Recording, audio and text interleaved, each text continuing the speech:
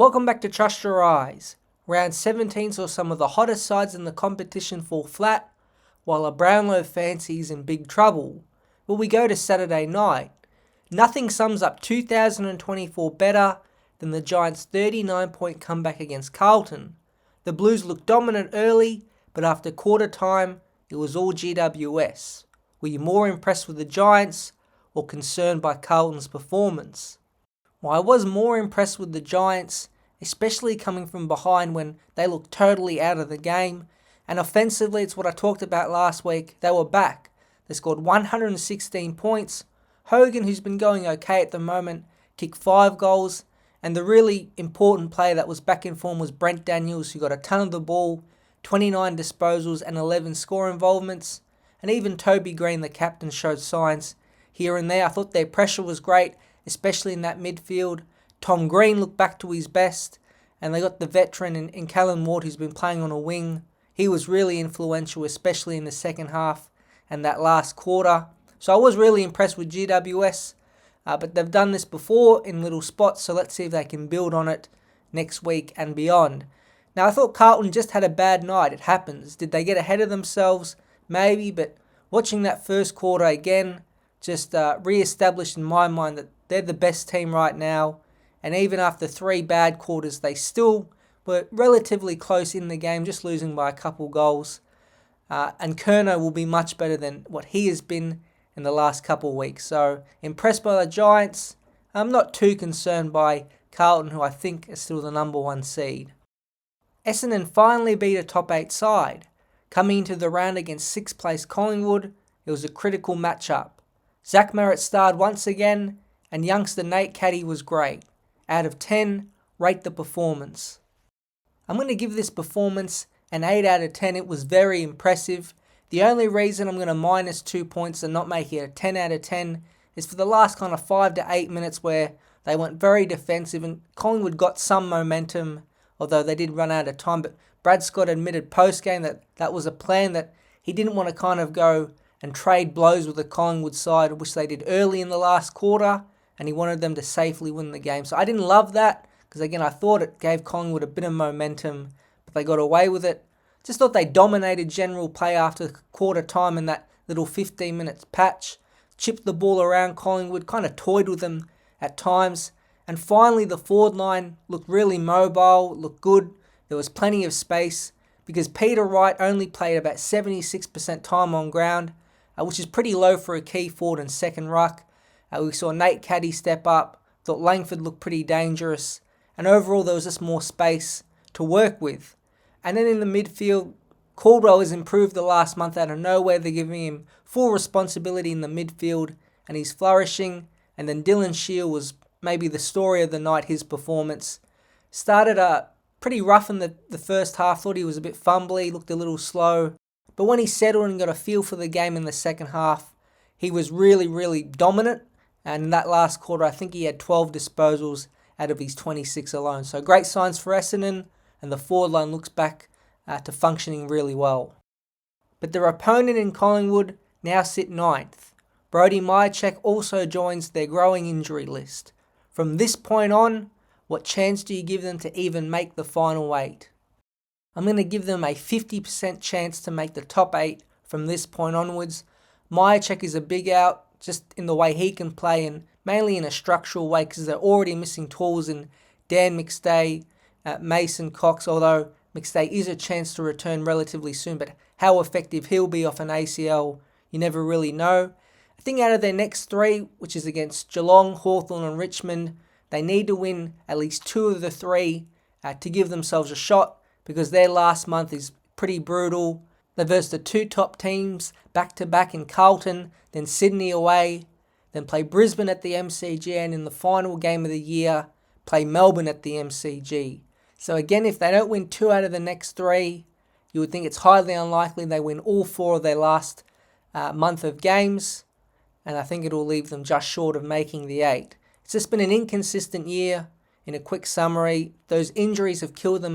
They've had no team consistency whatsoever, especially in the forward half, and that midfield has lacked a little bit of depth, with Mitchell not being there as the main ball winner, and also De Goey being out earlier in the year. It's been a frustrating season, and I think Craig McRae is understanding that, but he's got to have one last push to try and get them in the top 8 and try to challenge.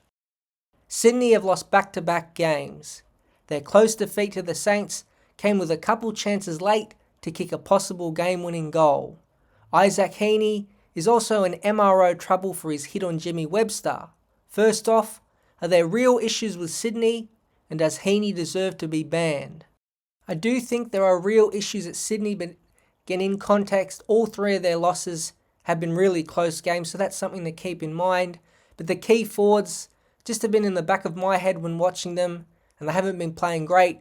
When Amati kicked 9 goals, maybe he'd arrived. Well, not really. He's kicked 1 goal in the past 3 weeks.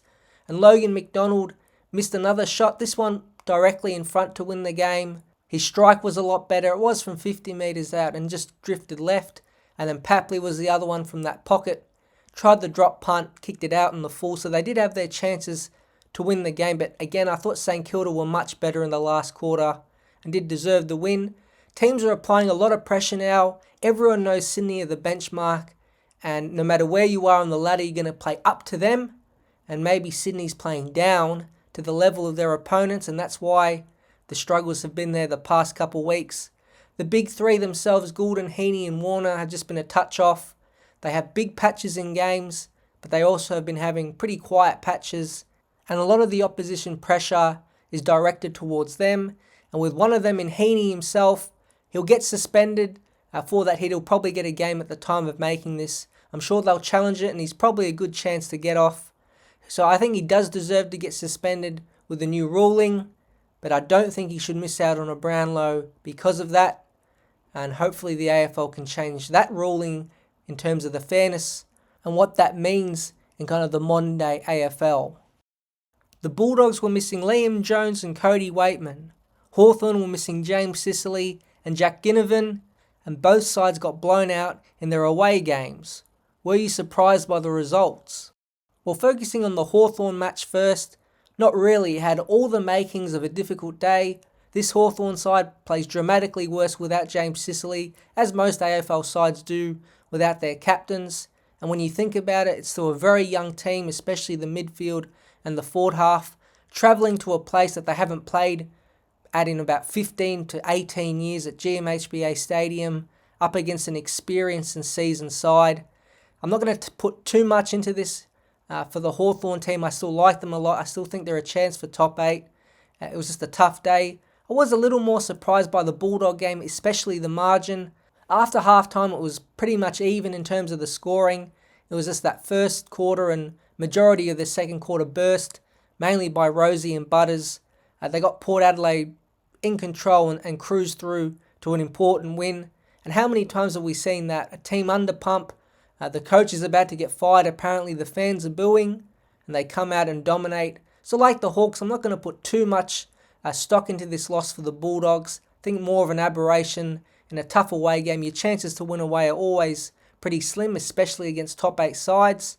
And an important win for Port Adelaide to get into form. Although I still think Port Adelaide and the Bulldogs specifically are a little way off the top teams in the competition. After a leak in the West Australian around Adam Simpson losing some players in the locker room, the pressure was on him. But the Eagles got thumped by Melbourne at the MCG by 54 points. So is it finally the right time to move on from Simpson as head coach? Well, as I'm recording this, I'm almost expecting it, and it feels like it's inevitable because there's been more, not leaks, but rumours around, SEN, Channel 9, all the major news outlets that he's in big trouble and that senior West Coast players that play every week want him out. He said after the game he's accepting his football mortality and he's okay with whatever decision comes. And it's important to note that he's a great coach. He's been to 2 grand finals, won one of them, probably West Coast's most famous premiership ever, over Collingwood. But it probably is time, either at the end of this season or his contract, to move on. He's not going to be the next premiership coach for West Coast, and the rebuild coach normally doesn't survive, and he's not even really the rebuild coach at this point because they're just bottoming out their list. So I think it's time to refresh the new Harley Reid era, get some more young guns in, and And I think getting a young coach in to go along with them, like Hawthorn's done with Sam Mitchell, would work out. And I think Dean Cox, who's at Sydney right now, fits the void. He understands the history of the club, the importance of performing well, and I think he can bring some fresh ideas to this West Coast group. To finish off, Gold Coast lost again on the road, this time to the informed North Melbourne. Damien Hardwick put the hammer down in his post-game press conference and said the club as a whole needed to grow up. Why do you think Hardwick was so outspoken in his presser? To me, this was more tactical than out of frustration. I think frustration was definitely a part of it after losing to one of the bottom sides in a game they almost had to win to make the finals.